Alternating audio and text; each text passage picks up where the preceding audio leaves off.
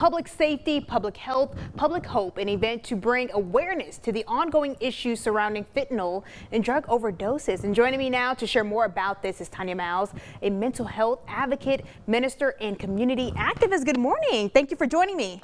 Good morning. Thank you for having me. Thank you. So first off, on Thursday, you are expected to speak at an event to talk about mental health and drug overdoses, but you're there now. So tell me what's happening throughout the week in Washington, D.C.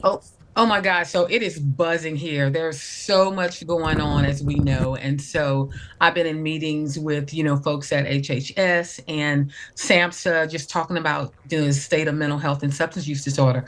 Look, May is Mental Health Awareness Month. The day we're having the briefing is Mental Health Action Day. And when I was asked to put on this briefing and reception and bring all the community leaders from across the country here in DC, I was just overwhelmed with gratitude. And so it's going to be exciting to hear about, other organizations who are doing amazing things when it comes to mental health and around the fentanyl crisis. Look, Louisiana, particularly Baton Rouge, we have some of the best drug overdose decrease rates in the country, and that's going to be showcased. And so you'll have, the DA here and someone from, law enforcement. And so it's just going to be amazing. I'm super excited and honored that I get to do this. But more than that, I'm excited that I get to share, this platform with so many other amazing organizations like the Huntsman Family Foundation and others who are really addressing mental health and substance use disorder across our country. Now, who does this issue, when we talk about fentanyl and drug overdoses, who does this issue typically impact the most? Is it our kids, our veterans? Can you talk a little bit more about that? Yeah, well, to be honest, mental health or substance use disorder does not discriminate. I say from the curbside to the country club. It's one of the great equalizers in our country. And so even now, we see an increase in, mental health crisis with the 988 emotional hotline. The numbers are off the roof, with people calling who need help and resources. And so this is a thing that's affecting, Americans all across the country. And that's why we want to highlight, what's happening and what's working, and how if it's working in Louisiana or in Baton Rouge, then it can work in Utah, it can work in California, and vice versa. And so it's just going to be amazing to have so many people in the room.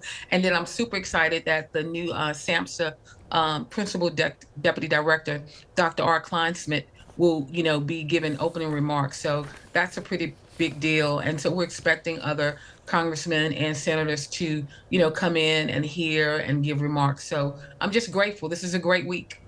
Now, I want to read some statistics here. According to the Centers for Disease Control and Prevention, more than 107,000 people died from drug overdoses in 2023, and nearly 70% of those are linked to synthetic opioids like fentanyl. So why are you so passionate about this topic from a personal standpoint? So I've been in recovery for over 35 years, and most people didn't think I'd live to be past 18, and I did overdose twice, actually. So I know what addiction does to steal, kill, and destroy. I know what it does to families. And so, when, I got my life right, I made a vow, to God that I'm going to do this the rest of my life. And I want people to know that there's hope, and to let them know that you're not the only one. And so that's why I'm so passionate about this work.